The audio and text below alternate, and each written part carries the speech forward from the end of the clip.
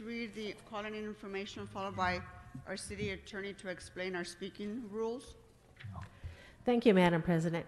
And as indicated on the agenda, members of the public wishing to offer public comment should call 669-254-5252 and use meeting ID number 160-535-8466 and press pound.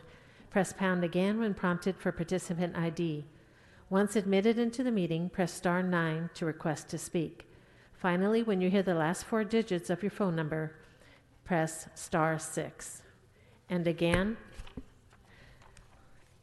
members of the public should call 669-254-5252 and use meeting ID number 160-535-8466 and press pound. Press pound again when prompted for participant ID. Once admitted into the meeting, press star 9 to request to speak. And finally, when you hear the last 4 digits of your phone number, press star 6. To members of the public calling in, when it's your turn to speak, please state which of the agenda items you'd like to speak on. You have 1 minute per item to speak, up to 3 minutes total, and if you wish, 1 minute for general public comment. Please speak on the items first before starting general public comment. We'll tell you when your time's up. When speaking on the agenda items, you must be on topic. Our goal is to get through as many speakers as we can. If you're not speaking on topic, or if we can't tell whether you're on topic, you will get 1 brief warning from me or the president. If you do not immediately get clearly on topic or against or off topic, the president will cut you off and you will forfeit the rest of your speaking time, and we'll move on to the next speaker. We're going to take 40 minutes total public comment. The items open for public comment are items 1 and 14 through 34. That's item 1 and 14 through 34. Finally, for members of the public calling in to speak, we're going to admit you all into the meeting muted.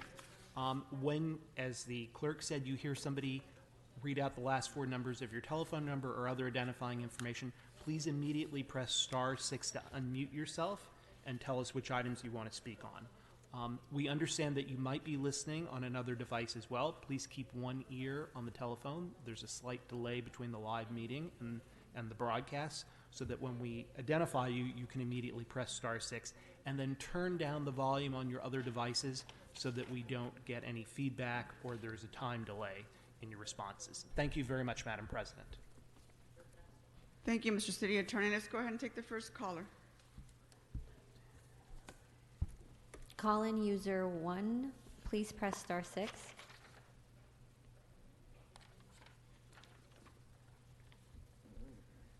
Call-in user 1, please press star 6.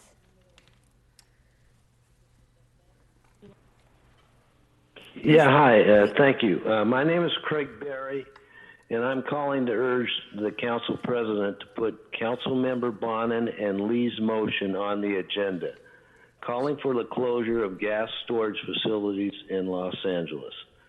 The Playa del Rey site has seen a number of blowouts and leaks over the past years.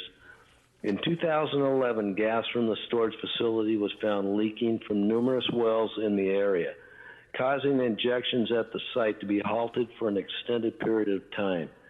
2013 event stack explosion caused a 100-foot flame to shoot into the air. Ongoing leaks have been found at the site as recently as 2019. Please consider closing all facilities in Los Angeles, especially Aliso Canyon and Playa del Rey. Thank you very much. Thank you. Next speaker.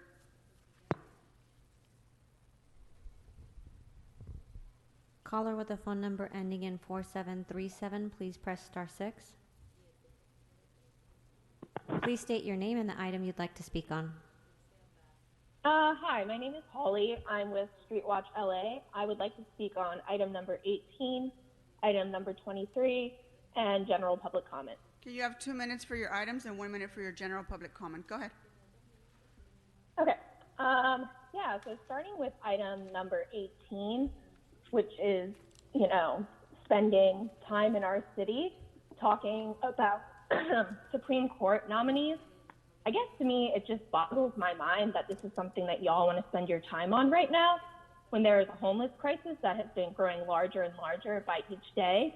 If you actually spend time on the street, which I doubt any of you do, and talk to unhoused people, they will let you know that more people are coming out and living on the street. You pretend to care about women's reproductive rights through motions like these that just are essentially PR, and yet you don't do anything to actually protect the rights of women within your own city.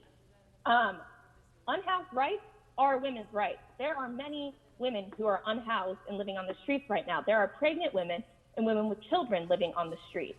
If you want to actually help women who tend to be paid less than men, perhaps you could do something by working to give women housing, by working to give women programs, by defunding the police and putting money towards things that can actually help women within your city. Nobody cares what your opinion is on the Supreme Court.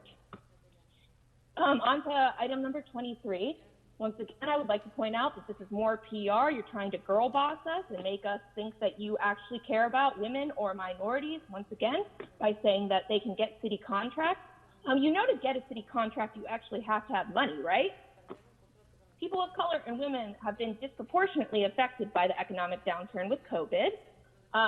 Nobody who actually could benefit, or nobody who actually needs help from you would benefit from this. You're just making a program that's going to help people who are children of the 1% or the top 5%. It's fucking ridiculous, and I'm tired of seeing you spend your time on this. Finally, on to general public comments. I would like to speak on the motion that is on the agenda that you all tried to slip in sneakily for tomorrow.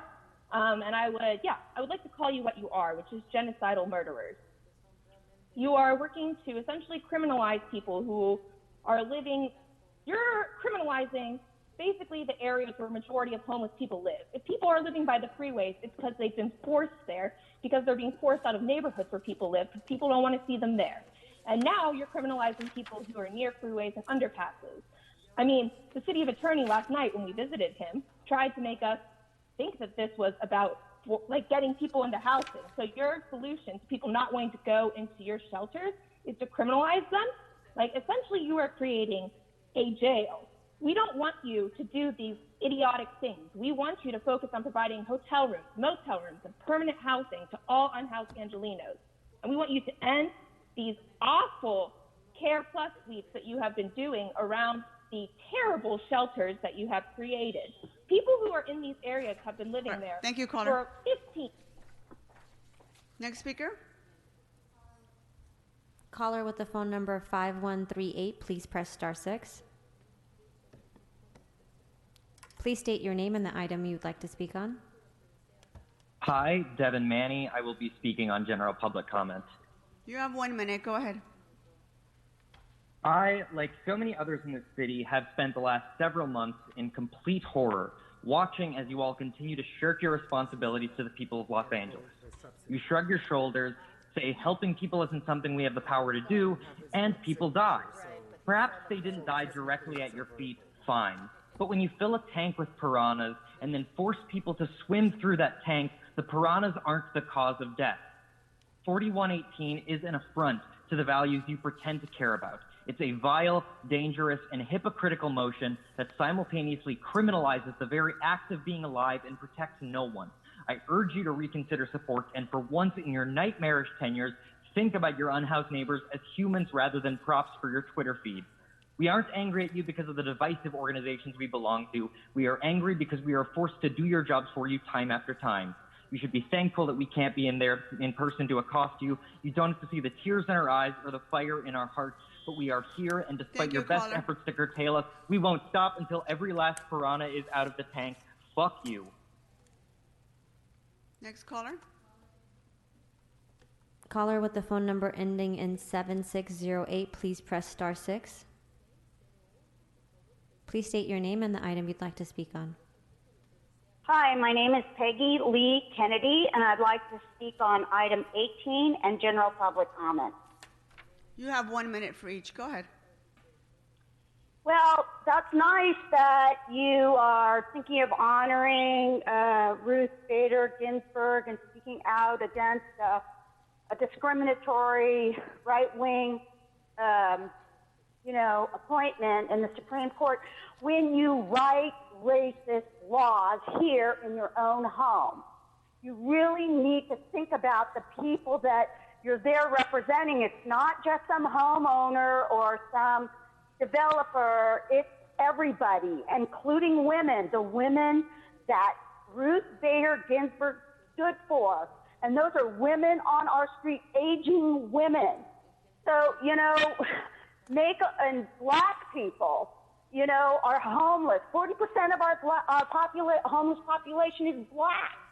So you gotta think about what you're doing. It's really embarrassing, this, standing up there and acting like you're progressive and you care when you write racist laws. Now, for my general public comment, I am opposed, extremely opposed, to the motion and the draft ordinance for Council File 201376. Really, what is LA City going to do? Hand out 500-foot measuring tapes to seniors, disabled, and mentally ill, unhoused people so they know where they can rest after leaving a service? And for clarity, those signs that you're proposing to put up should say no homeless zone, in English and Spanish, of course, because that's exactly what you're creating, no homeless zones. It's a racist law, and it discriminates against people. And it's not just about 500 feet here and there. You're putting it in as a resolution. This racist law will cover the city in so many areas, just like that oversized vehicle ordinance, by resolution. You have to focus on solutions, not criminalization. Housing, Thank you, caller. not just shelters. Next speaker. Caller with a phone number ending in 7719, please press star 6. Please state your name and the item you'd like to speak on. Thank you. It's Eric Previn from Studio City, and these remarks are constitutionally protected, so sit down, Mr. Fogel. Thank you. The first item I'd like to speak about. What items do you want to speak on, Mr. Previn? I'm going to speak on all of the items and the general public comment. Okay, you have 3 minutes on the items, 1 minute on general public comment. Go ahead. I'll try to be brief. Item number 16 is an interesting item. It's AEG Management, LACC, LLC, which is AEG. They run the convention center for us under a management and operation agreement, but they also have been, enormous recipients of tax breaks. And, so this is an opportunity to note that there's been a COVID. They haven't been able to fill the center, so they're renegotiating. And the problem is that what this entire area where we provide transit occupancy tax breaks to hoteliers to try to build the dream that we have to have a city of shining hotels, which is not our dream, by the way.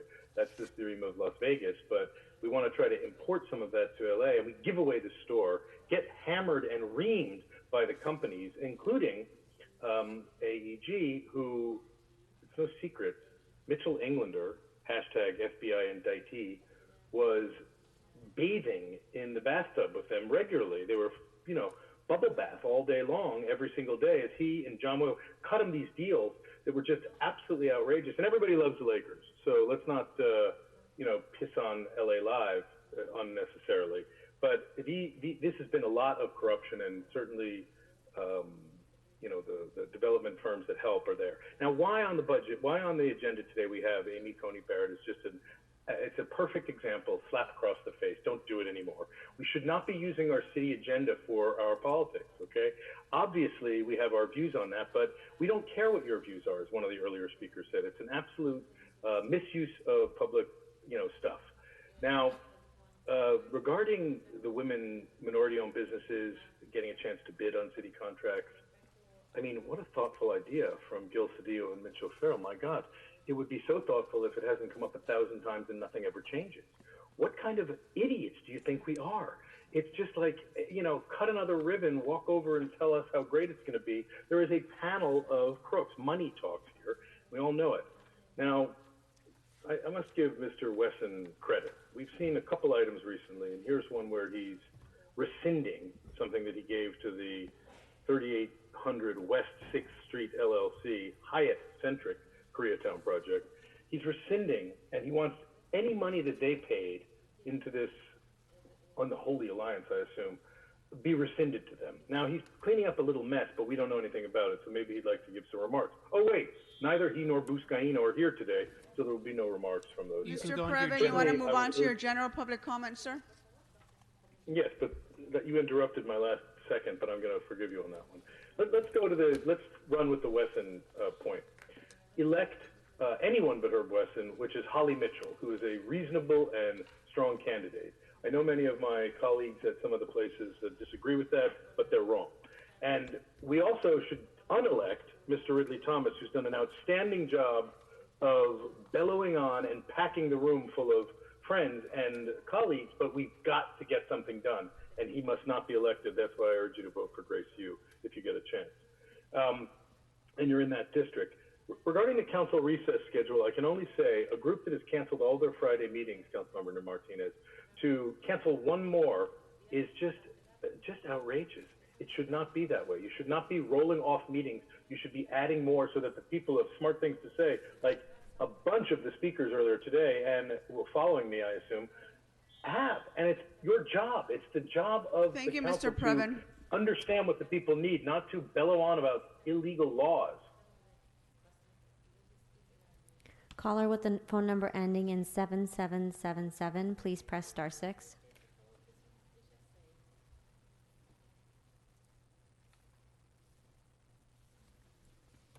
Caller with the phone number ending in 7777, please press star 6. Please state your name and the item you'd like to speak on. Hi, my name is Kate Kreisvader, and I'm making a general public comment. You have 1 minute. Go ahead. Okay.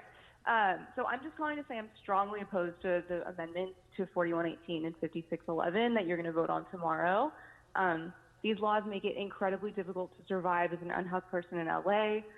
Homeless mortality is already incredibly high, and it's getting higher every single year because of this council's absolute inaction to actually fix homelessness. Limiting people's ability to camp under freeway underpasses is incredibly cruel as we move into the rainy season, and we know that this will inevitably result in a lot of illness and death of our unhoused community. And you know, like all of you know, that these amendments won't do anything to actually improve our housing crisis. The only housing that they offer is a fucking jail cell, and you all know that. You just want to be able to criminalize homelessness to get you through the next re-election. In June, you guys all talked so much about how much Black Lives Matter, and you made all these statements, but by voting to approve these amendments, you're just rubber stamping criminalization and brutality and over-policing of our unhoused population. That's already incredibly disproportionate. Caller with the phone number ending in 1444, please press star 6. Please state your name and the item you'd like to speak on. Good morning. Nick Prevasich, general comment, downtown LA. First off, I would like to agree with one thing from the previous callers. Please stop wasting time on show amendments. But I would like to express my very strong support for the CARES Plus cleanup and any further enhancements to 4118. One of the basic functions of civilization provide for public health and public safety. Certainly neither of those is served by allowing people to camp out in the streets. Certainly we need more shelters, and this perception people camp around the shelters is preventing them from opening up around town. In the longer term, I also disagree with characterizing the homeless crisis as a monopolar population. You have addicted people, mentally ill people, disadvantaged people. Those must be addressed separately and larger issues than the council can do. But you need to be advocating for changes in the Lanterman Act to get these afflicted people off the streets and into help, instead of being used as political pawns and toys by some would-be advocates that are actually fronts for unscrupulous interests. I speak for the majority. I know that. You must end this crisis by whatever means possible. And the first step is clean up our streets, get these people some help, and preserve public safety and health above all. We already saw when mismanagement of a major epidemic looks like the national level be a lack of leadership. Skid Row has its own strain of tuberculosis. That didn't. Caller with the phone number ending in 1148, please press star 6.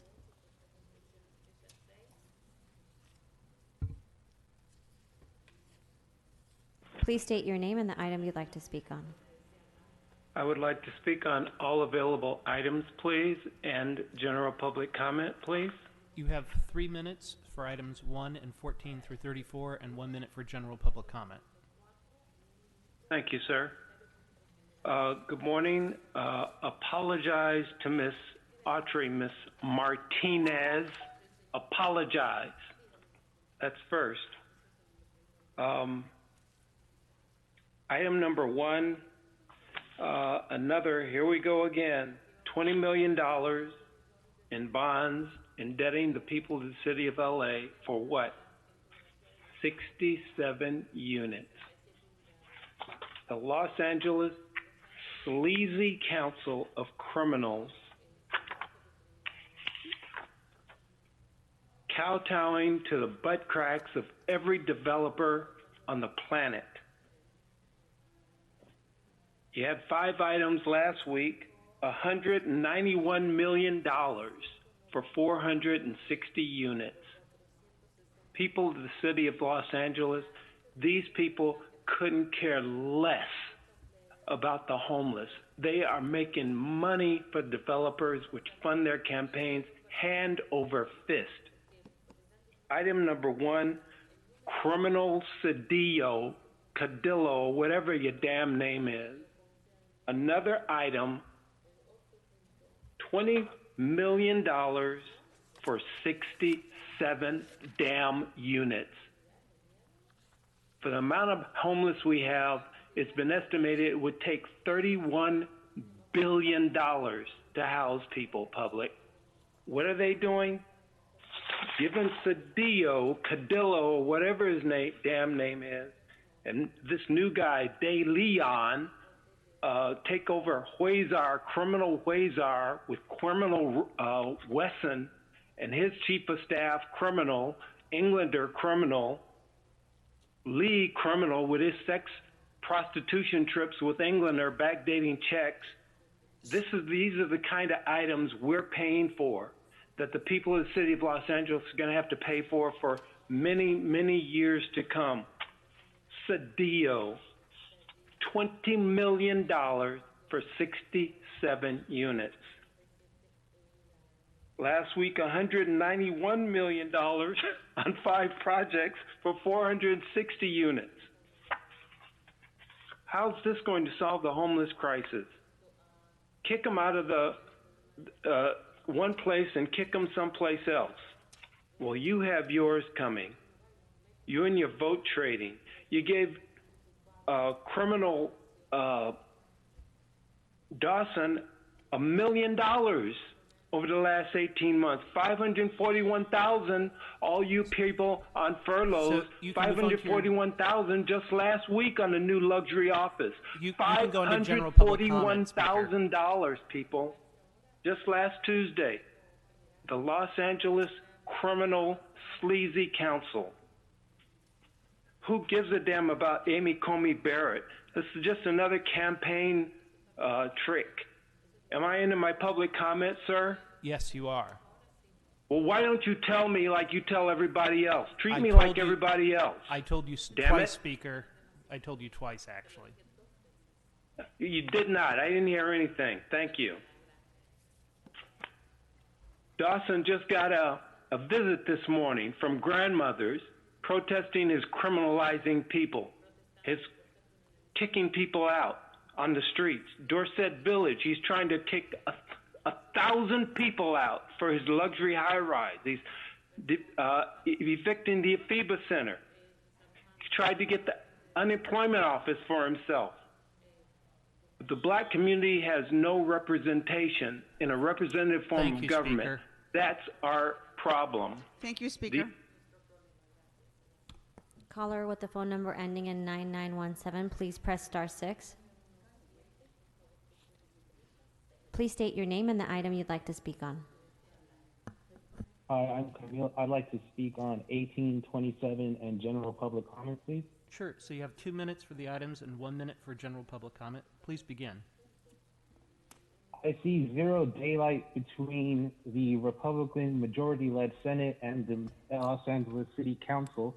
So I do not see why you guys have the gall to oppose Amy Coney Barrett's nomination when you guys do the same thing here in LA. We do not want you guys to expand 4118 and 5611. We want you guys to protect at least the city employees, the people who directly work under you, who look for you leadership while you guys furlough them and let Rick Jacobs harass them anytime he wants. You guys will let all that happen, but you guys won't step up and protect our unhoused population. You guys will do nothing for the city, just like the Republican Senate will do nothing for economic relief for Americans, but will rush through a bogus Supreme Court appointment. So fuck all of you and ha ha ha, who the fuck cares about like stupid fucking motion? You guys are hypocrites. With regards to 27, Mary, what the fuck? Why do you think you need another fucking day off? You guys took a month off in the middle of a pandemic and now you want election day off to do what? What are you gonna do, Mary? I've been in your district. You don't do any fucking outreach. So what the fuck are you gonna do? Sit home and watch MSNBC? That's what you wanna do on Tuesday, you dumb fucking bitch? Fuck you. Go to work. Do your fucking job. You're 20 minutes late. I'm a quit. If I show up 20 minutes late every fucking week for my job, I'd be out of a fucking job, you dumb bitch. So with regards to general public comment, expanding 4118, expanding 5611, why are you guys trying to waste more of our money on legal battles like this? We already spend so much money on the police, shooting people where we have to pay out settlements. Like, what is your guys' obsession with getting sued and wasting taxpayer money like this?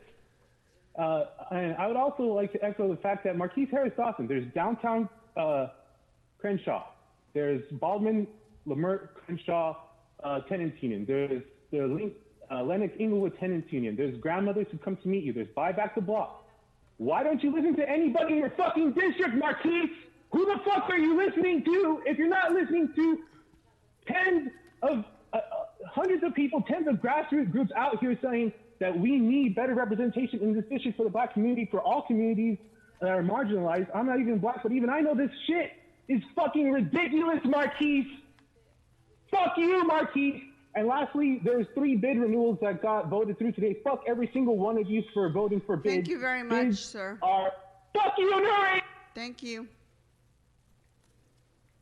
Caller with the phone number 3445, please press star 6. Please state your name and the item you'd like to speak on. My name is Danielle Folker. I'll be making general public comment. You have 1 minute. Go ahead. Okay, so this ordinance 40, section 40 or whatever that Mike drafted is really, really gross. It's beyond clear you could not care less about human lives. I don't know how you can live with yourselves knowing you're likely going to vote in favor of an ordinance that literally makes it illegal to exist in public spaces. I know you all think of yourselves as decent people and that you're trying to make everyone happy, but rich people should not have a say about unhoused people's lives. This very meeting is not accessible to most of your unhoused constituents. I don't understand why you don't make any efforts to hear from them. At this rate, you will soon have deemed the entire city illegal for unhoused people while providing virtually no solutions to houselessness. You're only looking out for the racist, classist desires of your rich donors and your rich friends who don't want to be disturbed by having to look at unhoused people. We all know it. Seize the hotels for unhoused Angelinos, provide permanent housing, end your traumatizing sweeps, repeal the ordinances. If you go through with this ordinance, you will have so much more blood on your hands. People will die because of this ordinance. Thank you, Speaker. Stop pretending your hands are tied. Protect the people.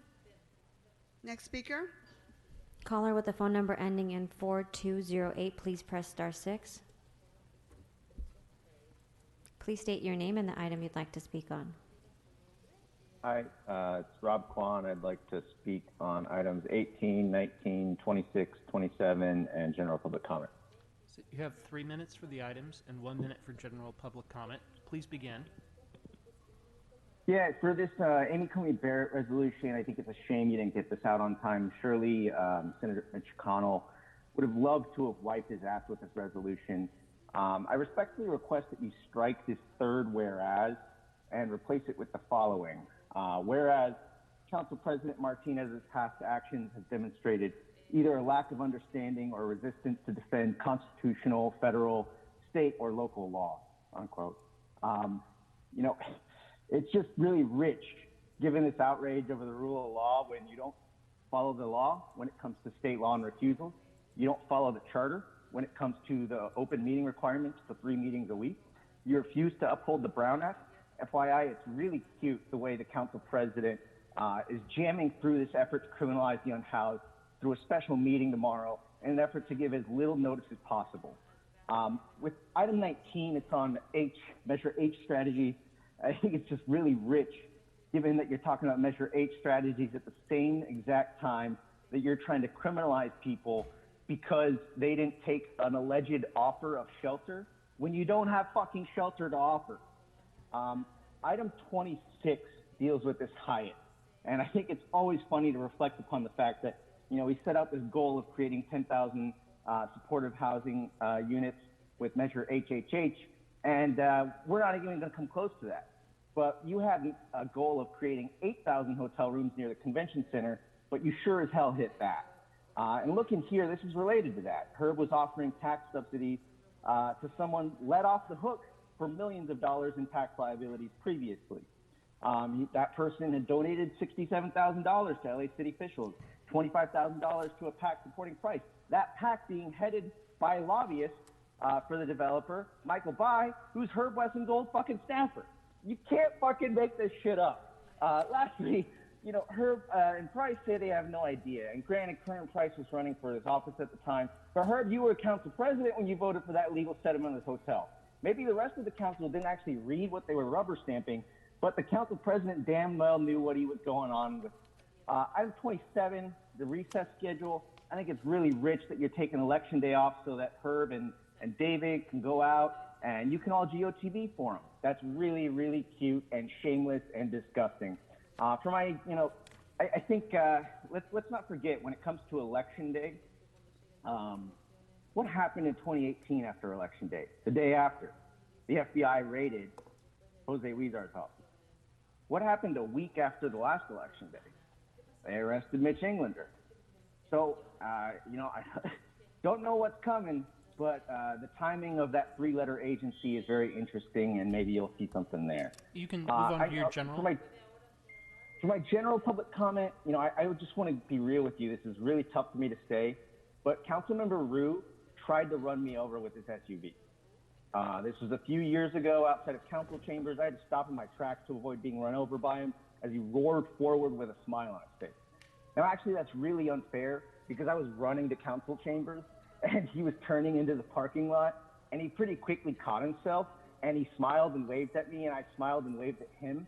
But, it's actually a whole lot more true than anything he's saying on the campaign trail right now. This is politics, so we're used to lies, misleading, half-truth, all that. But blatant, shameless lies like this? Wow, man.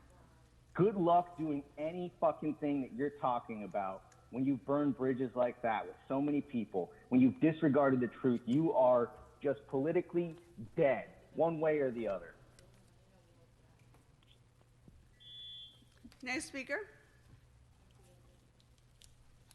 Caller with the phone number ending in 7059, please press star 6. Please state your name and the item you'd like to speak on. Zachary Warma on item number 19. You have a minute. Please begin.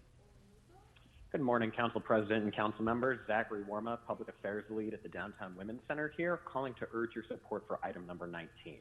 On behalf of the nearly 20 social enterprises within the city that are a part of LA Rise, I want to sincerely thank this council for years of support for the program and for working to find a solution to continue LA Rise and the other Measure H strategies through this fiscal year. Without this motion, 452 Angelenos who are predominantly Black and Latinx and who have experienced homelessness would have been either left without employment or prevented from enrolling in jobs. Now in its 5th year, LA Rise has helped nearly 4,000 participants secure transitional employment. MAID, DWC Social Enterprise, has provided 40,000 hours of jobs trainings to 121 women, with 70% of women who complete the program being placed in competitive jobs. 90% of the women who participate in the 6-month transitional jobs program are unhoused. In the midst of the pandemic and economic crisis, LA Rise partners are committed to working to ensure that no one is left behind and that we continue to provide supportive services and employment for people experiencing or at risk of homelessness. Thank you so much, and we urge your support for item number 19. Thank you. Next caller. Caller with the phone number ending in 6068, please press star 6.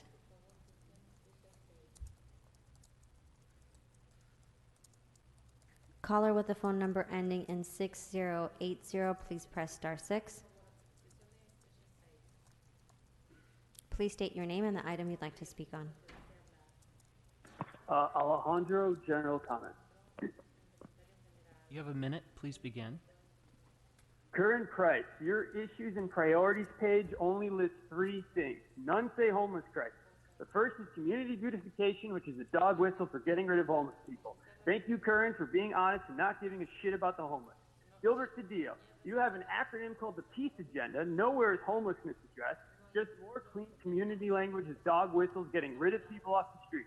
So thank you, Gilbert, for being honest about not giving a shit about the unhoused. Monica Rodriguez mentions a homelessness task force. Your task force solution is just to criminalize encampment? Is your task force just voices in your head, Monica? No, your task force is LAPD. John Lee, you have almost nothing on your website other than links to other websites. Posted what is presumably the cover letter that got you this job, where you mentioned that you helped the homeless in 2014, which is almost 7 years ago. None of you share facts about the homeless crisis to the public, but you're really good at creating arbitrary laws that violate human rights. I yield my time. Next speaker. Caller with a phone number ending in 7080. Please press *6. Please state your name and the item you'd like to speak on. Hello, my name is Lorenzo. General public comment, please. Sure, you have a minute. Please begin. Yes, hello. I'm a constituent. I'm a resident of District 6, and I live right down the street from a mini encampment that's been around for years, and I just find it's really disgusting, y'all trying to push through this 4118 and 5611 so last minute. And also, what will it accomplish? Really, what will it accomplish? Criminalizing people when there's not enough shelter space. In the last couple of months, there was only like one team from the Department of Homelessness or whatever that showed up to this encampment. And I know because I've been visiting these folks every day, trying to give them food and whatever supplies they need, because y'all ain't stepping up. And instead you're getting tax breaks to hotels and other things when you could be, commandeering these hotels because, we've given them money. Why not let them why not put people in them for once? They're all empty right now. I don't know what y'all are doing. This is terrible. I don't know where your humanity is. Next caller. Caller with the phone number ending in 8178, please press *6. Please state your name and the item you'd like to speak on. Hi, my name is Sophie Strauss, and I'm here to speak on item 18 and general public comment. Sure, you have a minute for each. Please go ahead. Great. First of all, the hypocrisy of your Amy Coney Barrett motion is laughable. To make an empty show of opposing the Republicans forcing through her appointment while simultaneously forcing through 4118 is a joke. The cruelty of this motion should shock me, but given this council's record of using the mayhem of election week to quietly force through legislation that harms poor and unhoused people, I'm not surprised at all. What breaks my heart, though, is seeing you guys pull out all the tactical and legislative stops to quickly pass something so cruel to our most vulnerable Angelenos, while we've never seen this kind of urgency for any motion that might actually help us. And moving on to public comment, Attorney Michael Fear's involvement in this motion is ghastly and should be disqualifying for his attempted mayoral grab coming up. At the beginning of the pandemic, we begged you guys for tenant protections, and Fear personally stepped in to argue against the most basic protections for vulnerable tenants in the middle of an unprecedented economic crisis. This week, he's been a strong advocate for this villainous motion, proudly saying that no one should be able to, quote, sit, sleep, or lie down, in hopes that such a terrible motion would, quote, reduce the temptation to fall back into life on the street. No one ends up on the street because of temptation. They end up there because you guys refuse to protect them, because you guys criminalize them, which makes it harder to get off the streets, not easier. They end up on the streets because you put them there. We need housing, not criminalization. Shame on you. We're watching all of you, and we're coming for your seats. This shit better not pass. I yield my time.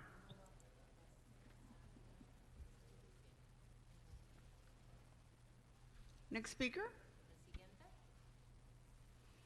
Caller with the phone number ending in 7022, please press *6.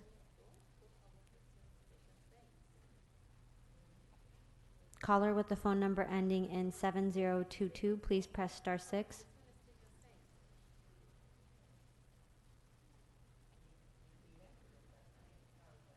Caller with the phone number ending in 7022, please press star 6.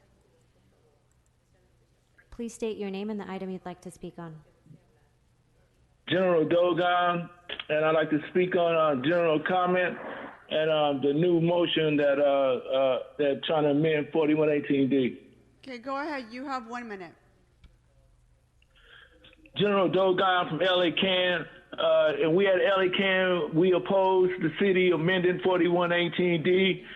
We see the history that the city has had with criminalizing homeless people under 4118D. You have been found guilty in federal court for stealing homeless people's property. You have been found guilty in federal court for trying to violate homeless people being in public space. This is 6 times. If that was us, we'd have been struck out 3 times. Where's your accountability at? We see that there has been 3 UN rapporteurs that had came to the city and condemned you for the way you treated the homeless people. You messed over $1 billion we have gave you on the Triple H. You have failed us in delivering that. You have failed in delivering off of public health situation. There's a crisis going on in the city with COVID-19. You have. Thank you, Speaker. Next caller. Caller with the phone number ending in 4932, please press star 6. Please state your name and the item you'd like to speak on. My name is Mark Laranger. I'm speaking on item 19. I'm the president and CEO of Chrysalis, a workforce development agency that works with individuals experiencing homelessness or been justice involved to help them find jobs. I'm specifically talking today about asking the city's assistance to help close the funding gap with Measure H. This funding is truly crucial to all of us, as the previous caller spoke about with LA Rise. Without it, 152 of our current participants and over 300 new enrollees won't receive employment services and jobs this fiscal year. Chrysalis has been a part of LA Rise since its inception 6 years ago, and along with our partners, we've helped over 4,000 participants obtain transitional employment, and over 50% of them are now working in permanent, unsubsidized jobs. This program primarily serves Black and Latinx Angelenos with a focus on those that are formerly, currently, or imminently homeless, those that we know are most severely impacted by this pandemic. And as our city has come together to keep vulnerable members of our community safe from COVID, our LA Rise clients have been working in the Project Room Key across the county.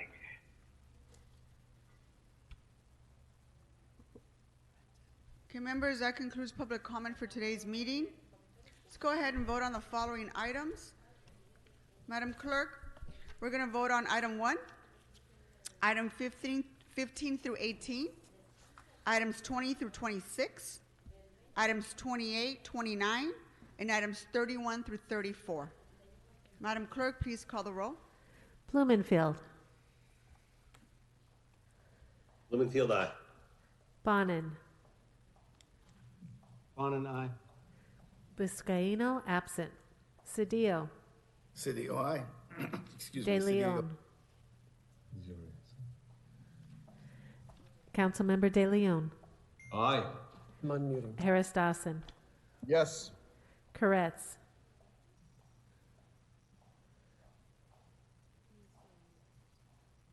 Councilmember Koretz. Aye. Krikorian. Aye. Lee. Martinez. Aye. O'Farrell. Councilmember O'Farrell. I said aye. Aye. Thank you. Thanks. Price. Aye. Rodriguez. Aye. Rue. Aye. Wesson, absent.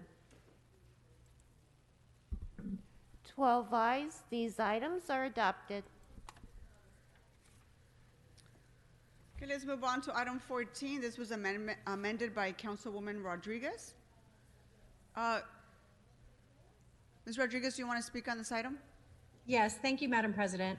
Colleagues, this item is about funding Angelenos with disabilities, many of whom, like our seniors and so many vulnerable populations across our city, have been struggling with the very just access to a meal program.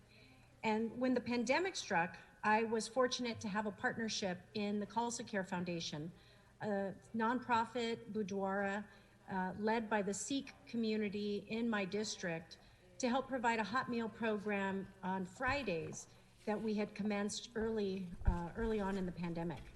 As a result of that initial partnership, it expanded in support of those living with disabilities in our city.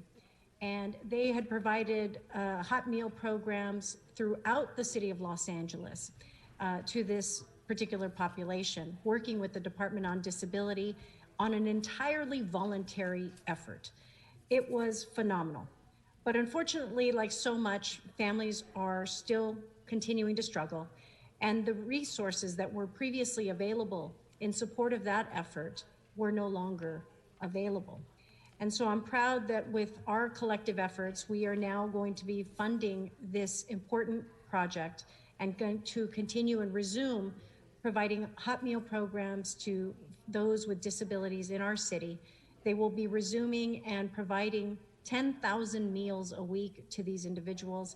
And I want to thank the Department on Disability for their partnership and collaboration to help make this work.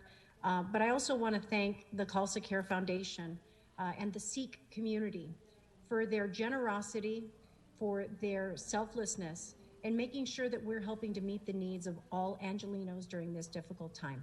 And I ask for your aye vote. Thank you, Ms. Rodriguez. Let's go ahead and prepare to vote on item number 14 as amended. Madam Clerk, please call the roll. Blumenfield. Blumenfield, aye. Bonin. Bonin, aye. Buscaino, absent. Cedillo. Cedillo, aye. De Leon. Aye. Harris Dawson. Yes. Koretz. Aye. Krikorian. Aye.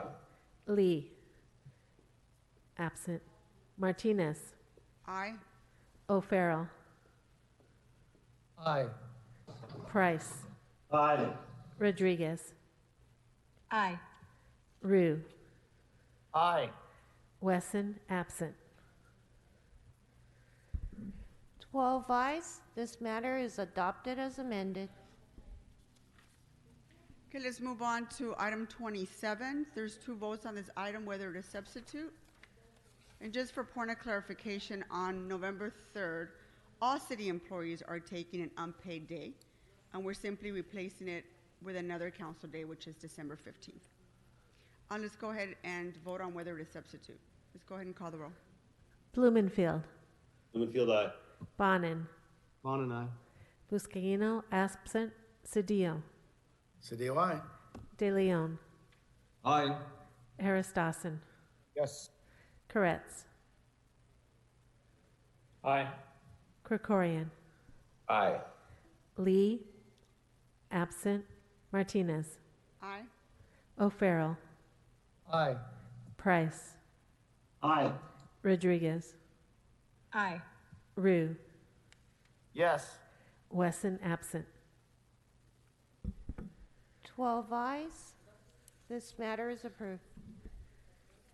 Okay, let's move on to voting on the item.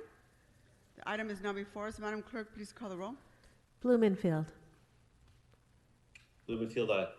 Bonin. Bonin, aye. Buscaino, absent. Cedillo. Cedillo, aye. De Leon. Aye. Harris Dawson. Yes. Koretz. Aye. Krikorian. Aye. Lee, absent. Martinez. Aye. O'Farrell. Aye. Price. Aye. Rodriguez. Aye. Rue. Yes. Wesson, absent.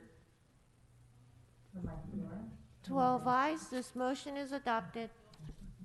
Okay, let's move on to item 19. This was called special by Mr. O'Farrell and Mr. Koretz. Mr. O'Farrell? Yes, thank you, Madam President.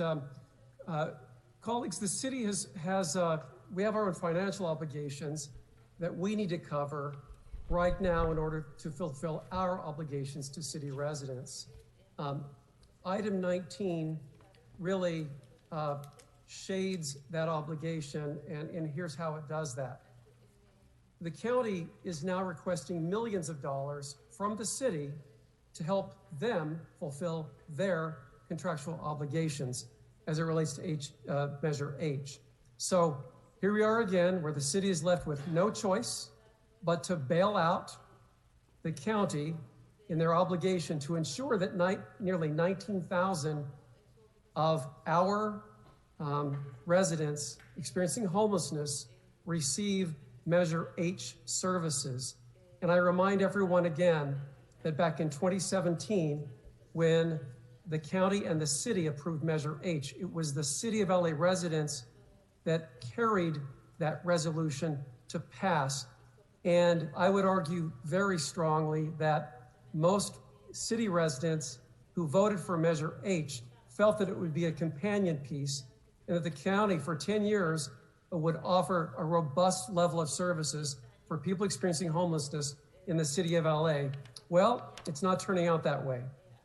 We are currently evaluating our contractual agreement with the county that's been in place since 1964, particularly as it relates to health, mental health, and other services for individuals experiencing homelessness. The city does not have a health department nor funding for one. That funding goes to the county. So we depend on the county to provide public and mental health services for people experiencing homelessness. However, those services are not being provided at anywhere near the level of need that exists on our streets. That is why I introduced two motions last month that this council passed last week to examine all of the services provided by the 3 county departments of public health on behalf of the over 41,000 unhoused residents in the city of Los Angeles. We have to hold everyone's feet to the fire. Certainly, our public rightfully holds our feet to the fire, but as it relates to homelessness and the lack of adequate services and resources and the ability to put people on a path to wellness, no one should get a pass on that responsibility. The status quo is not working. The system is failing everyone. We need to move with urgency and resolve to repair it as it is now or create an entirely new one.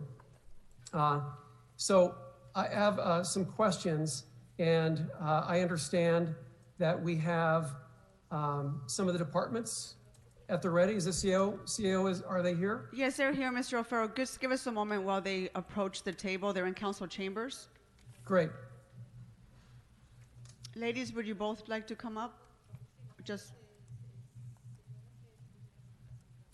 Is there anyone, hold on for just a second before we begin questions. Is there anyone else waiting to come into our meeting? Okay, seeing none. Okay, Mr. O'Farrell, we have the CEO's office here. Thank you so much. All right, so my first question, the report mentions that the county is asking the city for $14 million to cover their Measure H gap, but the CAO report's requesting $8 million, and that you feel that the $8 million will suffice. Can you elaborate on that, please? Sure. Meg Barclay, City Homeless Coordinator in the Office of the CAO. So the request ultimately was for a percentage of the city's ESG COVID amount that amounted to approximately $14 million. We reviewed the 4 strategies that were underfunded in the Measure H budget this year and are scheduled to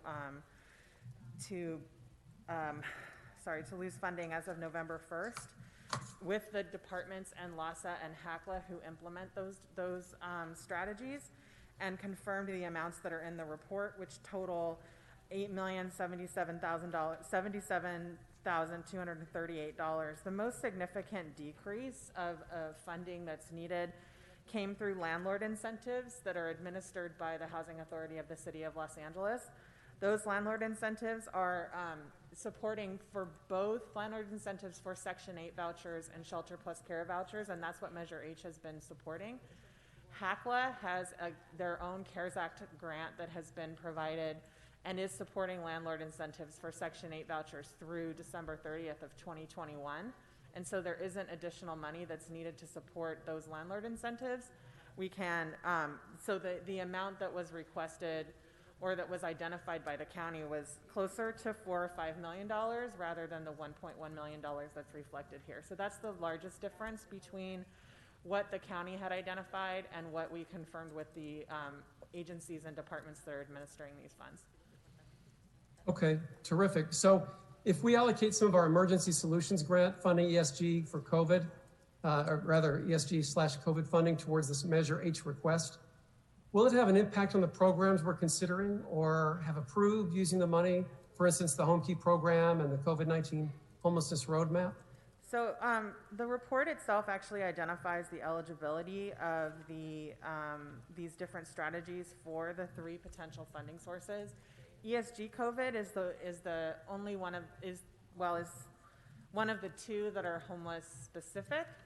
ESG COVID is only eligible to fund the landlord incentives, and at $1.1 million, it shouldn't have a significant impact out of the $183 million. However, all of these sources will be needed for the homelessness roadmap, and there will ultimately be, it's a zero-sum game. So any funding that's allocated here would not be available for that. Our goal is to use the 2 federal grants that have that are eligible for these uses and reserve the HAP funding in case any additional money is needed for the roadmap, because that is the most flexible funding. And there are, especially when it comes to pallet shelters, there could be some complexities with using the federal grants for those modular sort of temporary structures. And so we would, if the funding is recommended, we would recommend it be allocated from ESG COVID and CDBG COVID in order to preserve those more flexible funding for the roadmap further along as we confirm costs and confirm funds that are needed over time. Thank you, Meg. And we understand that this funding gap and the county's request to plug it is just this 1 year. How can we make sure this isn't going to be an ongoing request from the county? In other words, if we agree to something once, can we be expected to step in year after year to fill their Measure H funding obligations to the city? Unfortunately, we can't be sure where Measure H revenue is going to land or what the county's allocation plan will be for the next year. But what we did recommend in the report is that if this funding is recommended, that it is communicated clearly to the county that these are one-time funds and the city will not have this funding available in future fiscal years, and request the county to confirm funding for these strategies or to provide their plan to fund these strategies very early on in the process next year, so by March 1st of 2021, so that if there is going to be a deficit, we know sooner than later, rather than at the time that the allocation plan is announced, which is what happened this time. Thank you. And what do you perceive happening if the city decides not to or isn't able to cover the Measure H gap? What will happen to the services that are listed? The funding for these services would stop for the next 10 months. And that you can see sort of the impact on individuals or households that would be served with this funding.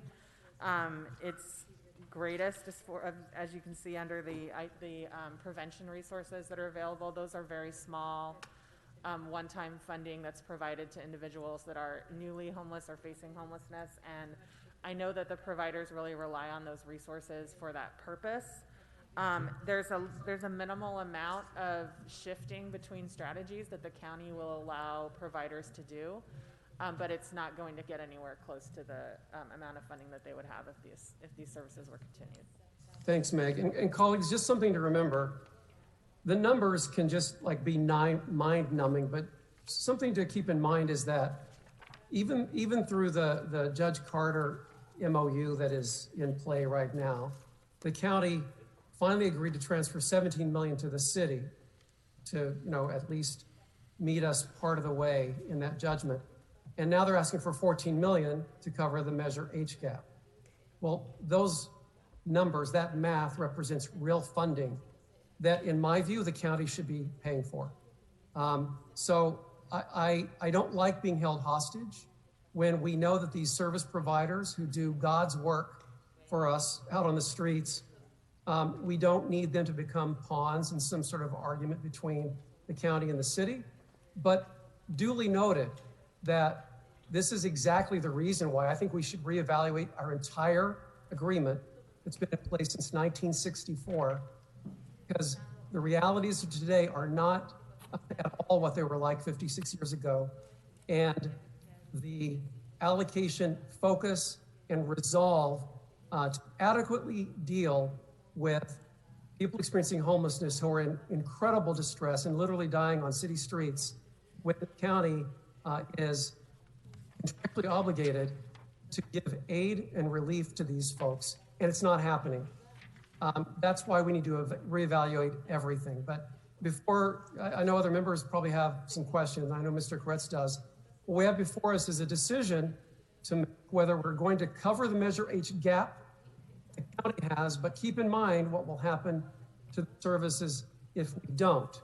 And to everyone who's in distress about this, who called in from the service provider community, we'll figure this out and we'll do the right thing, and we'll make sure that people and our service providers don't suffer. But I am putting the county on notice that this is not okay under any circumstance. So colleagues, with that, I look forward to hearing some comments and discussion. Thank you, Mr. O'Farrell. Mr. Cortez? Thank you, Madam President. And I couldn't agree more with Mr. O'Farrell. I don't think I need to say much more because I think he articulated the problem as well as anyone could.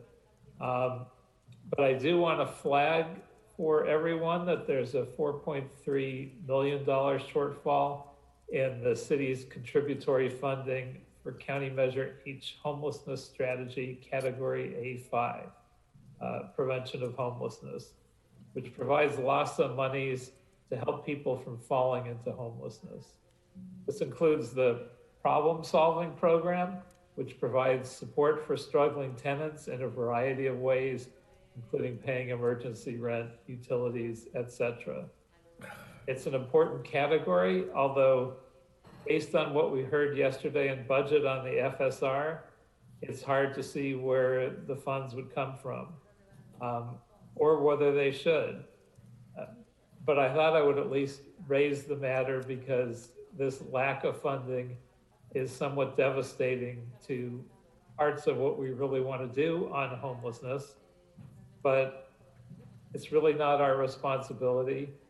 It's not necessarily responsible from a budgetary perspective when we anticipate that we could be as much as $600 million short without wonderful solutions to that. So we're sort of in a catch-22, but I at least want us to think about what we're losing if we don't provide that funding. Thank you, Mr. Cortez. Did you want anyone else to address this in a form of a question? Was that to the CEO's office? I just want to make sure your concerns were dealt with. Well, I don't know if anyone has an answer to those concerns. I wouldn't mind hearing from the CAO, but certainly based on what we heard yesterday, I would be surprised if he said, okay, we're as much as 600 million plus in the hole, let's add another 4 million. Yeah. On the other hand, I can't think of 4 million that would be more painfully felt if we don't fund it. So I wouldn't mind hearing the CAO's thoughts on this issue. Sure. So, Mr. Cortez, the report does provide 3 options that are not the general fund. They are one-time grant funding that's available to the city that could be used for this purpose. They are the emergency shelter grant, COVID allocation, Emergency Solutions Grant, the Community Development Block Grant, COVID allocation, and the State Homeless Housing Assistance and Prevention Program, or HAP. These funds are available, and the eligibility for each of these sources is also provided in the report. So we would not recommend general fund to support these strategies. We would recommend funding from these one-time sources that we have available outside of the general fund.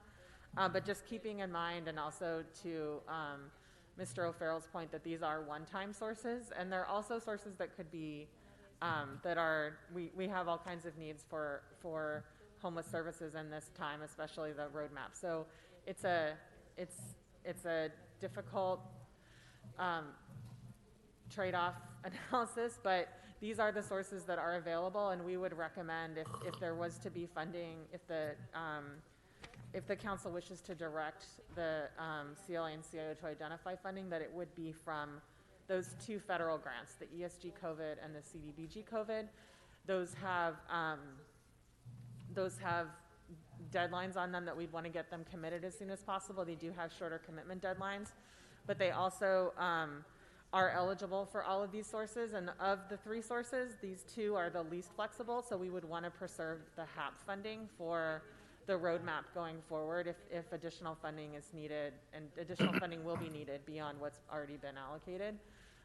Just thinking ahead to the ongoing need for funding for the roadmap. Well, that's somewhat more encouraging. We also have to deal with Mr. O'Farrell's issue, which is, do we just keep funding the things that we're not responsible to fund? But I would ask us to at least consider that with the funding that with the most painless of the grant fund monies available to us. Yes, sir. Yeah. Thank you, Mr. Koretz. Mr. Cedillo? Yes, Madam Chair. So first of all, let me commend the leadership of our colleague, Mr. O'Farrell, by bringing this to our attention.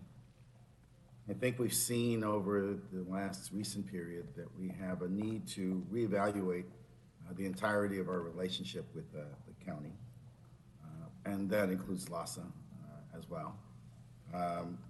You would think that we would have partners in our efforts to address this most critical issue, and it appears that each time we deal with a matter that we do not.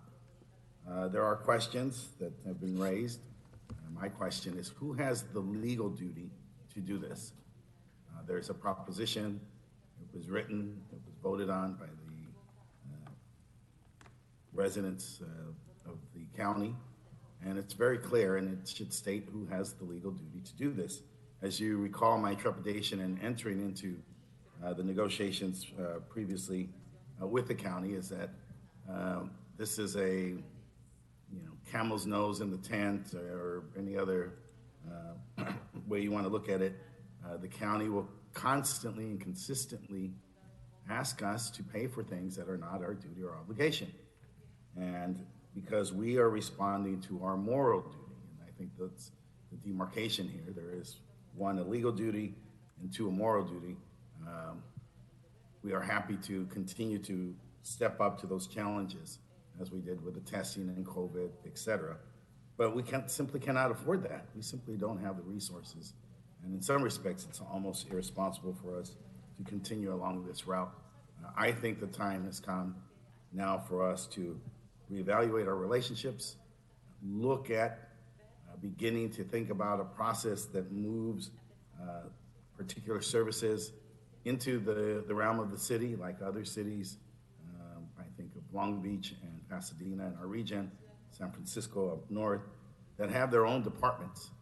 If we're going to be challenged to pay for these resources, then we should have control of these resources and figure out an organizational way to reform the structure of our government so that we are providing those key health, mental health services to the residents of Los Angeles. That would not be difficult to construct. We could negotiate. We could figure out a way in which we take control of that, since In fact, we are continually being strapped with the fiscal responsibility of managing those or paying for those resources. Obviously, as Mr. Cortez indicated, let's use the resources that we have available. Let's be strategic about those. Let's use those that have the greatest flexibility and that are on point. But ultimately, I think that at the end of the day, Mr. O'Farrell, with your leadership vision, we need to figure out a way in which this city begins to manage its resources and its duties and responsibilities. If we don't have a partner, we don't have a partner, and we need to acknowledge that and move forward because we have too many people in our city that we need to take care of, and we need to do that as promptly as with all due haste. Thank you. Okay, thank you, Mr. Cedillo. Mr. Bonin? Thank you, Madam President, and thanks, Mr. O'Farrell, for trying to frame this and explain it. I got to say, this one is just baffling to me. I don't know how this dynamic emerged. It would be as if Metro, having less sales tax revenue for Measure M, came to us and said, all right, well, we're building the subway. We need you guys to give us some money to finish it. It's just, it strikes me as illogical. And I think there's an emerging consensus that we are going to be getting to a point where we'll hopefully do it, but give serious consideration at minimum to the idea of forming our own departments to get this money and spend it ourselves. In the meantime, the city and the county are like a married couple in a strained relationship, living apart, separated. And there is absolutely tension, but the fact of the matter is that married couple has a lot of dependents. And there are people who are literally dependent right now.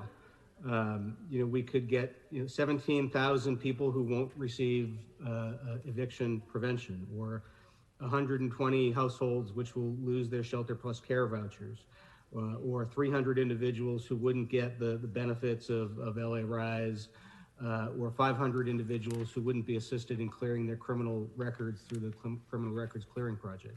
That's real. And while that will cost us money to do that while we sort out this relationship with the county, it will cost us more if we don't, because that will be more homeless people living on our streets, more taxing on the resources that we are trying to spend wisely through the money that we are getting from a variety of sources, from the state and others, and on the number of units that we're going to have to build, or the number of pallet shelters that individual council members are going to have to build. So I don't see a way out of it. I think we have to go forward on it, and it's a confused and a reluctant but a firm yes.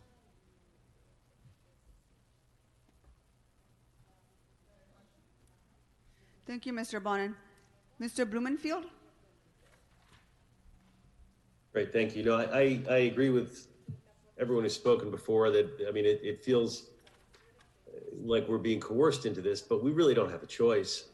We have people who are dependent on us. We need to figure this out with the county in terms of the funding.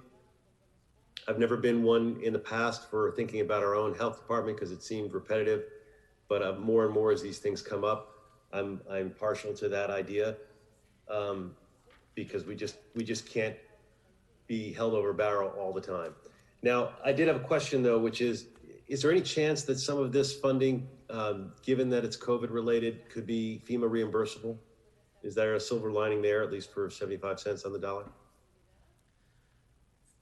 Meg Barclay, City Homeless Coordinator in CAO's office. We'd have to look into that. I think because these are previously budgeted funds as opposed to an expansion in response to COVID, that might be a difficult case to make, but we would have to, maybe Yolanda has an answer on that. When you say they're previously budgeted, they're not budgeted now.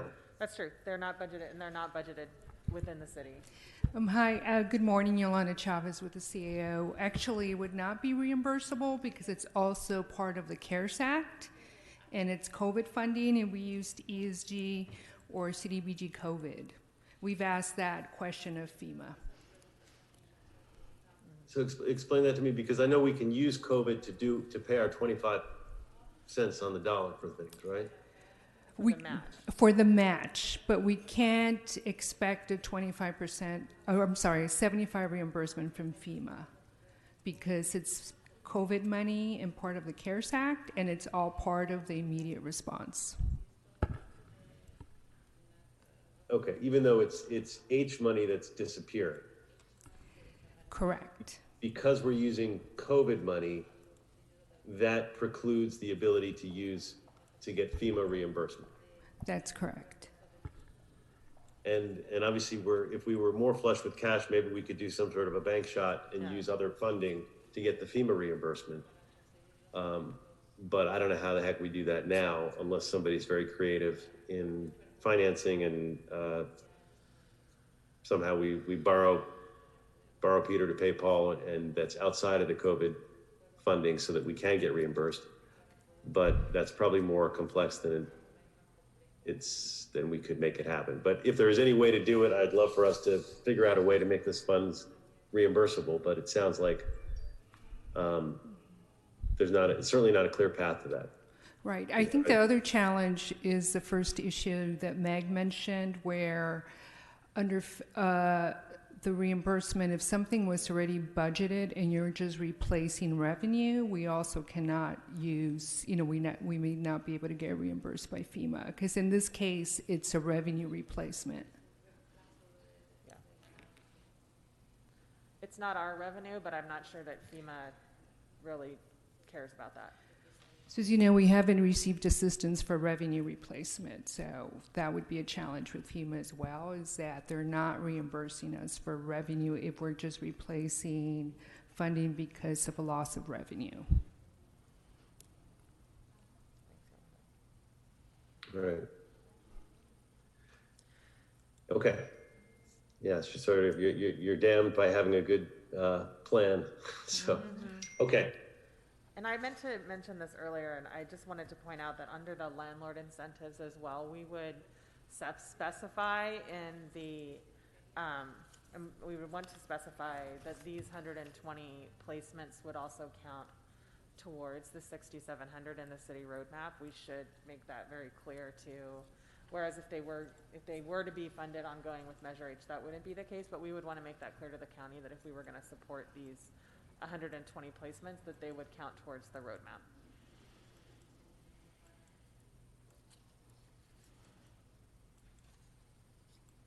Mr. Bloomfield, any other questions? No, thank you.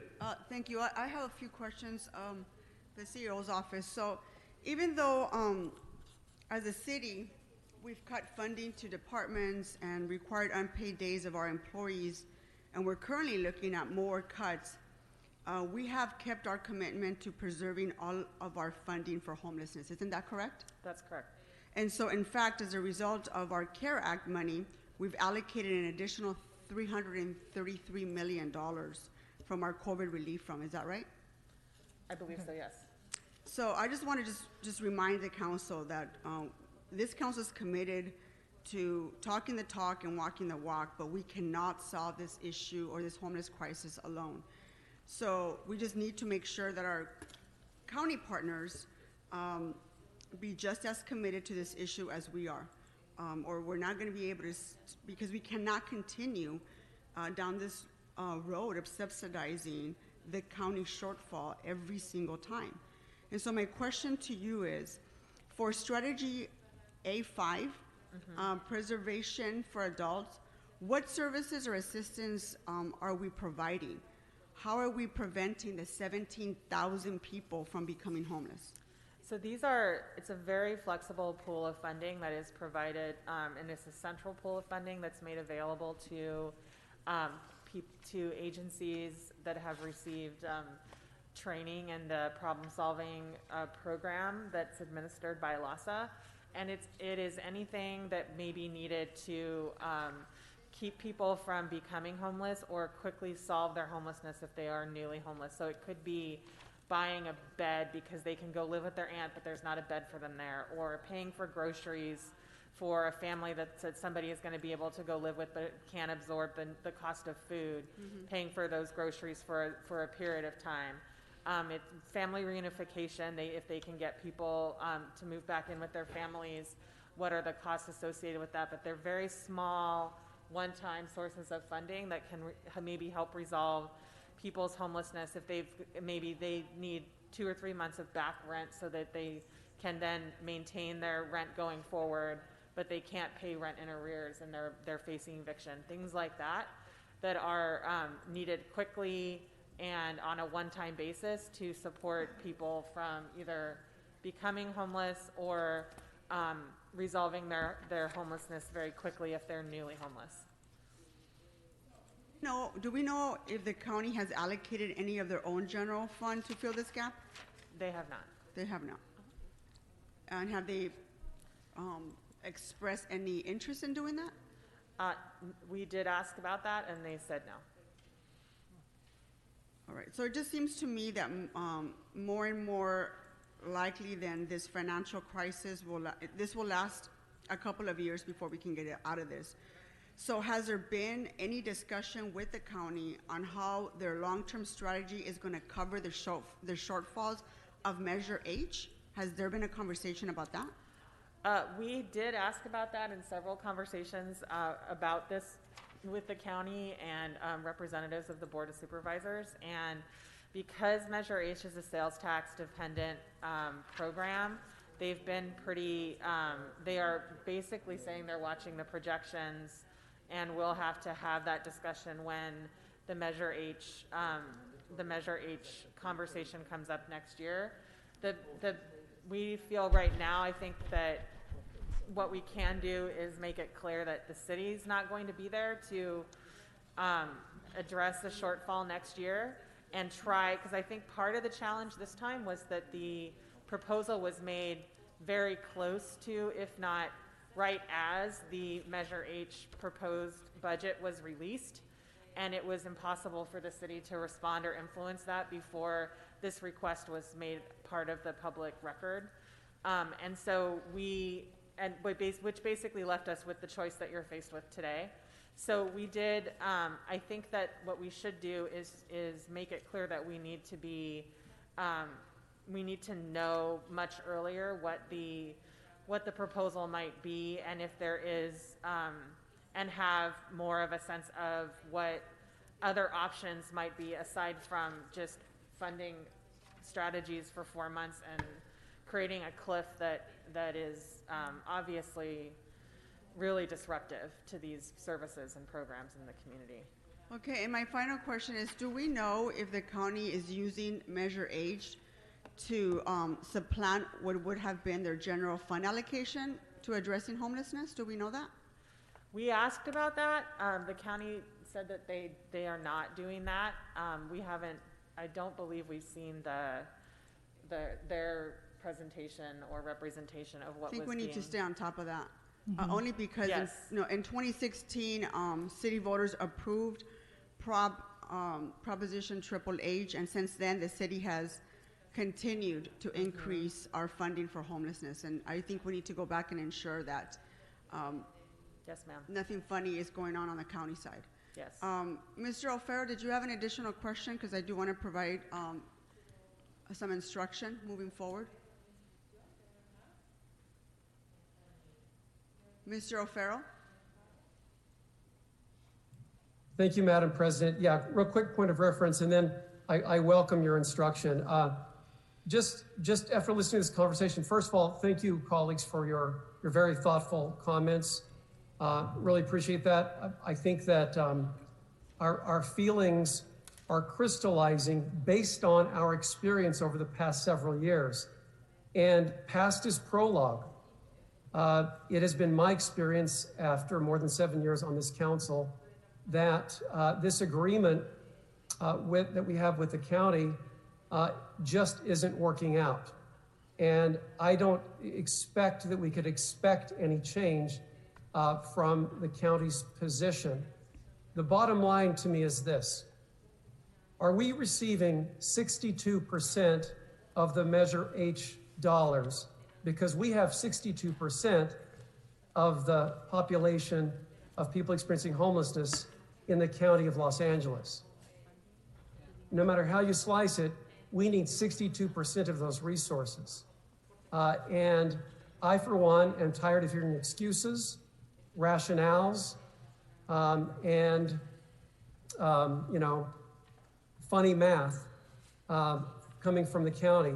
So I really appreciate the CAO's report. Ms. Chavez and Ms. Barkley, thank you so much for your diligence to really clearly point out that, oh, guess what? The county doesn't need 14 million from the city. We can do this for 8 million. But what I want to say lastly is we need to establish some leverage. There's no possible way we can sit here and expect the county, as I mentioned, past this prologue, to all of a sudden be gracious and just decide upon their own sort of will to be fair. So we're going to have to figure out, and that's what I'll be working on how we create some leverage so that we can bring them to the table and they can make the kind of changes that our constituents, the residents of Los Angeles, need and deserve and pay for. And I just wanted to state that for the record as well before you make your recommendations, Madam President. And thank you again. Thank you, Mr. O'Farrell. So I want to provide the following instructions. So I want to recommend that we provide a 3 months funding and ask the CLA and the CEO to report back on how continued funding of these strategies is actually going to help prevent homelessness and get people off the streets. And so I want to amend the CEO report to instruct that the CEO and the CLA to provide 3-month funding for strategies 5A, B4, C7, and D6 from ESG COVID and CBDG COVID, and report back on how continued funding of these strategies helps prevent homelessness and get people off the street. I'll second. Thank you, Mr. O'Farrell. Okay, Mr. Cortez, did you have a question?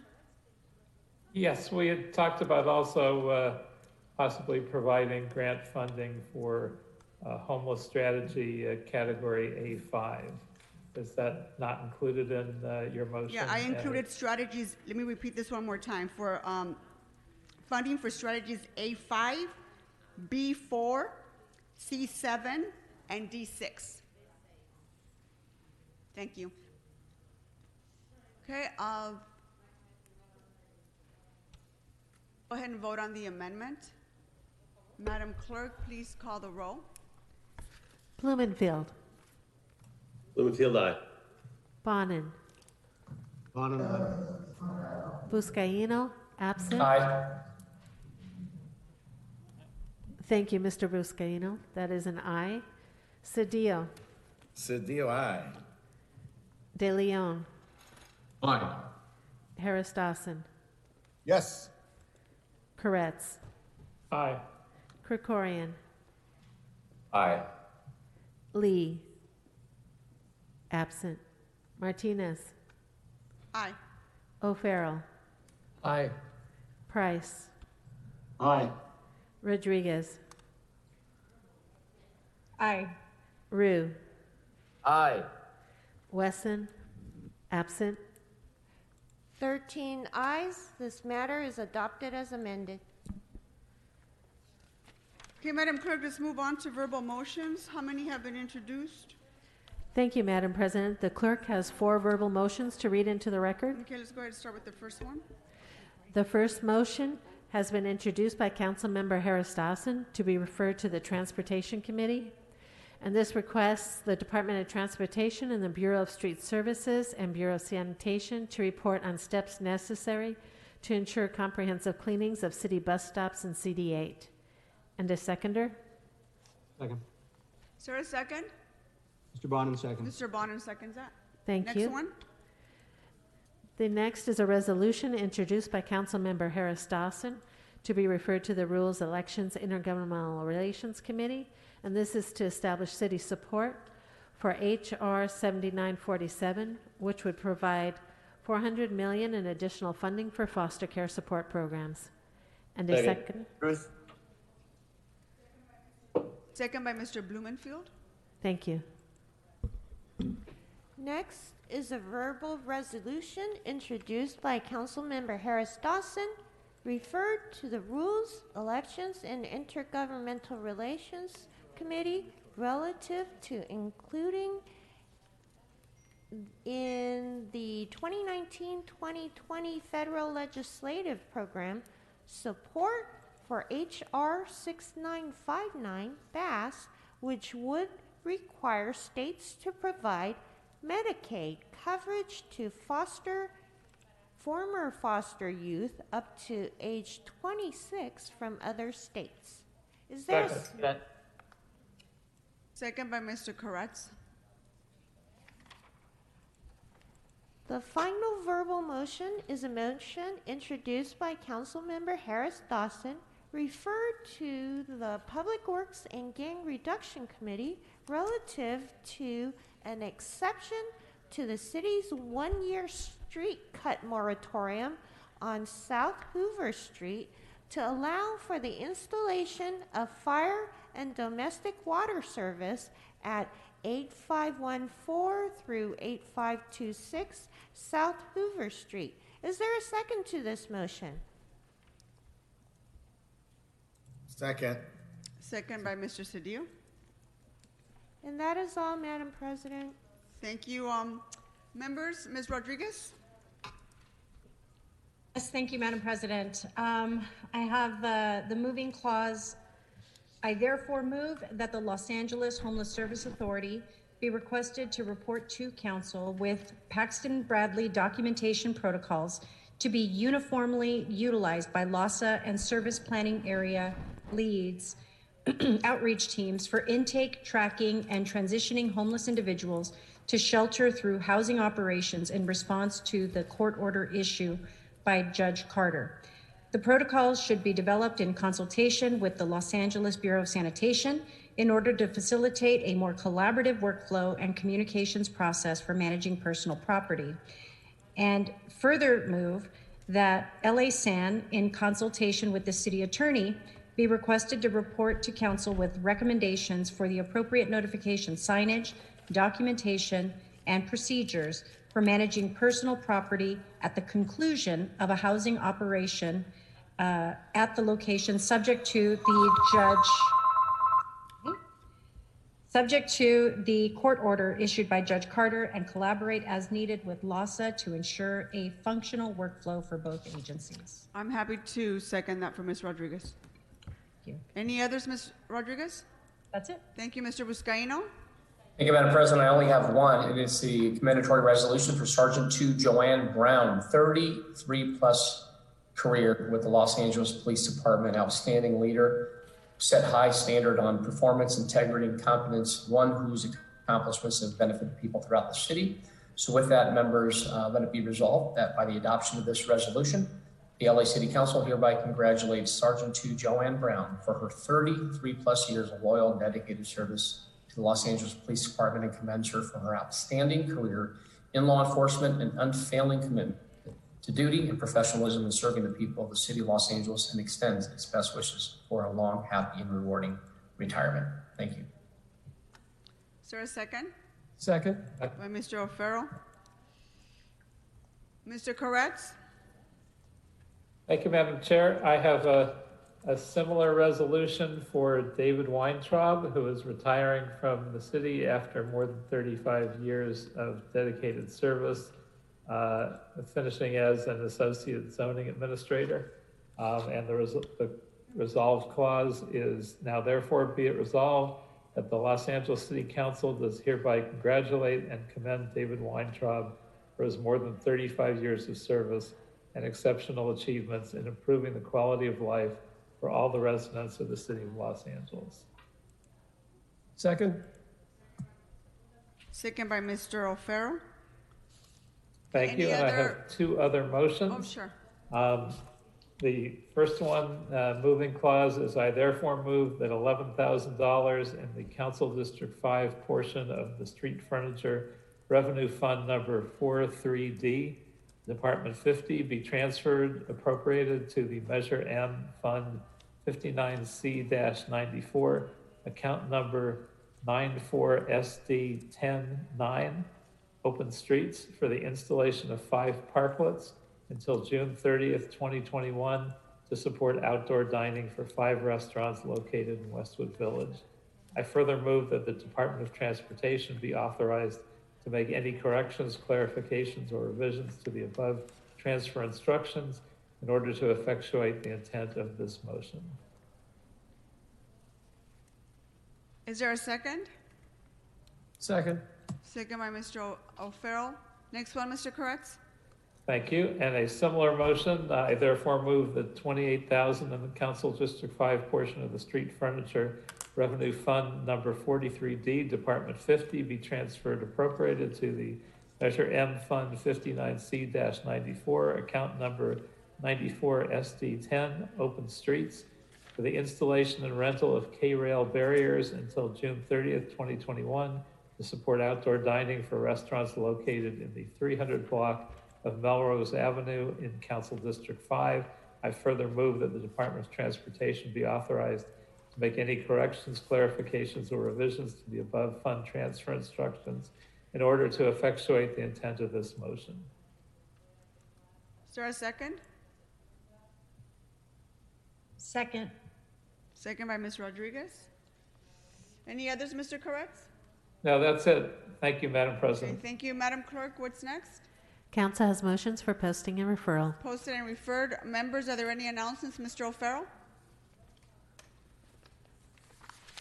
Yes, thank you, Madam President. I understand we're going to be joined momentarily by Sofia Pina Cortez, who is a great friend of, I think, all of ours. Give us just a second. Okay, thank you.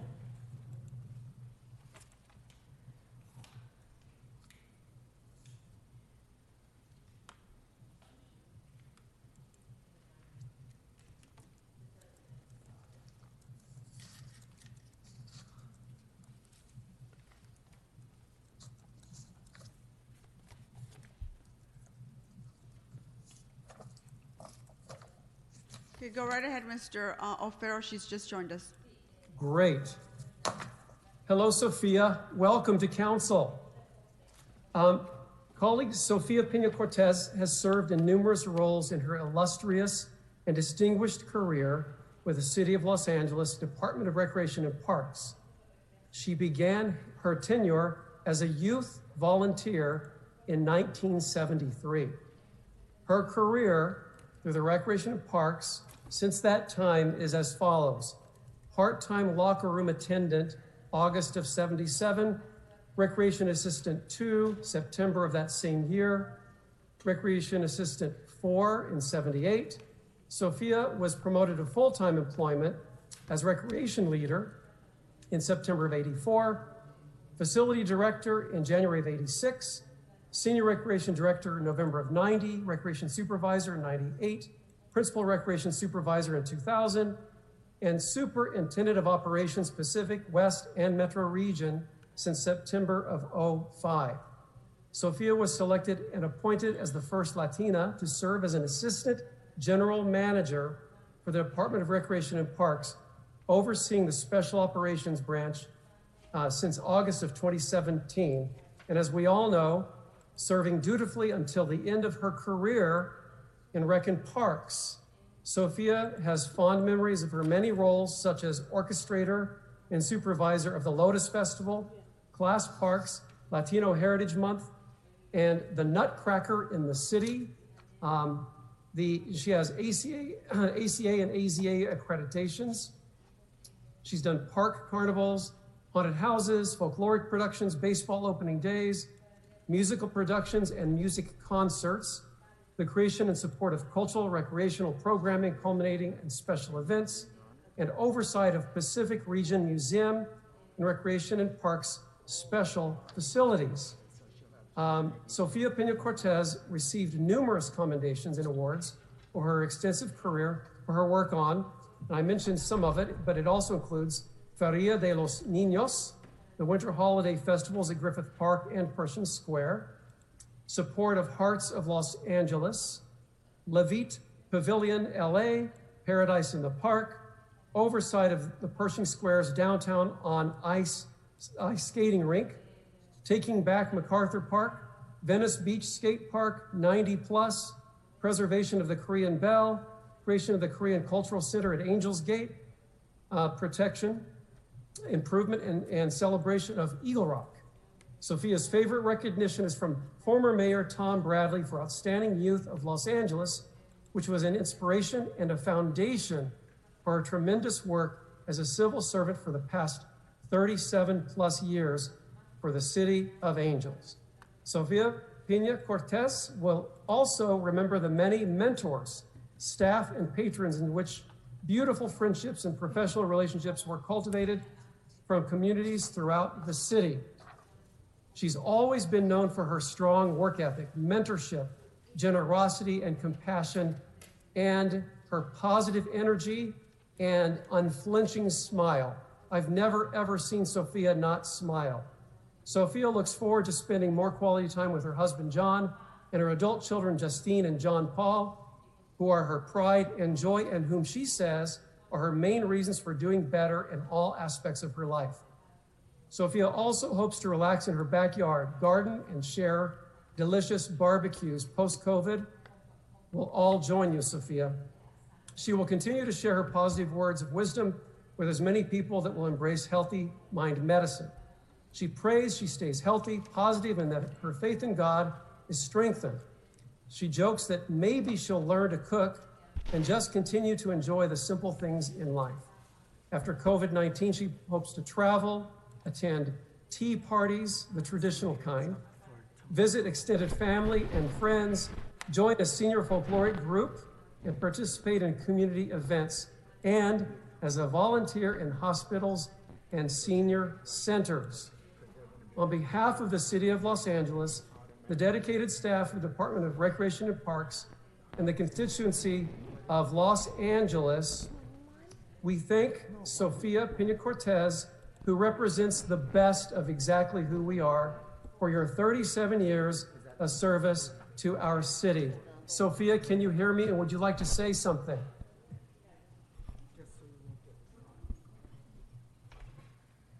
Please unmute and say something, Sofia. Hi, Mitch, can you hear me? Yes, I can hear you. We're getting some feedback, Sofia, but turn off your other devices. And this is a very special day for me. I'm here surrounded with my family and friends, and it's just an overwhelming feeling to know that I have been blessed with such a wonderful career and an opportunity to really build communities through recreation. Our profession is resilient, and it is just amazing to be a part of it. I loved every minute of it. I never felt like I was working because I was just doing what I love to do, and that's to provide recreation services through our staff, our support, our communities, and it is just a great honor for me to have been able to serve and just to do all the many things that I was able to impact other people's lives.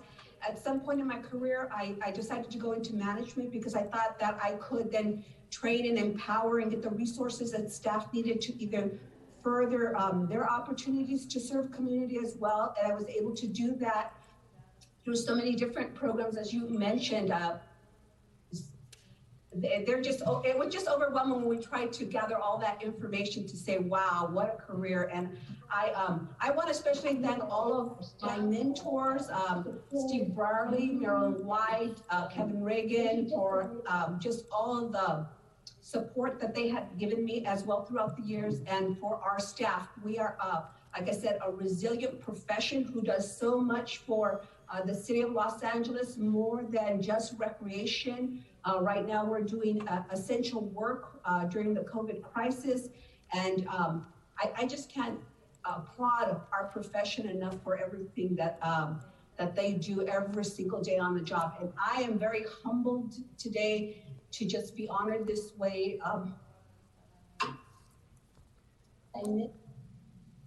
love LA. And I just want to thank my family for being here with me, who also made a lot of sacrifices throughout the years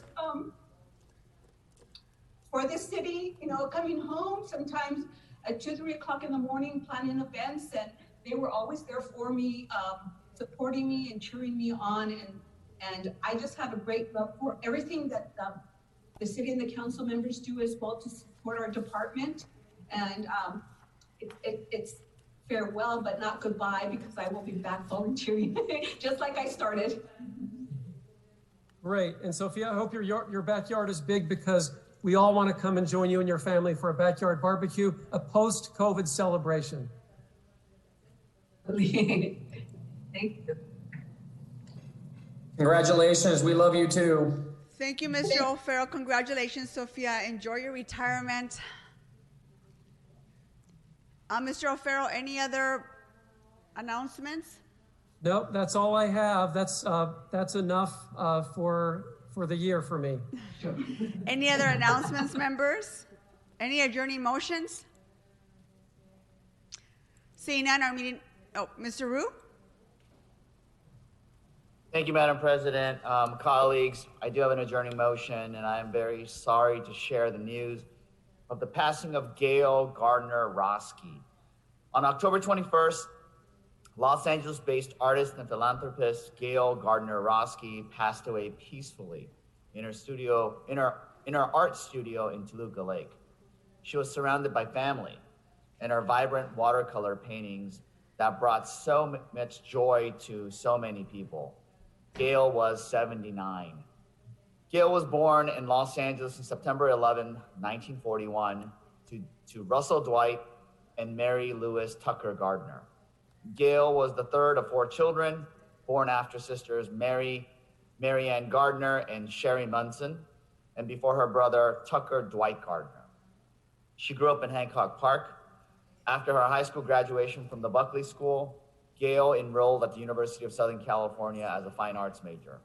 It was at USC where she met the love of her life, and she married Ed Roski shortly after his graduation from USC. They moved to Quantico, Virginia, where he began his service as a Marine. In 1966, the couple returned to Southern California and settled in the community of Toluca Lake.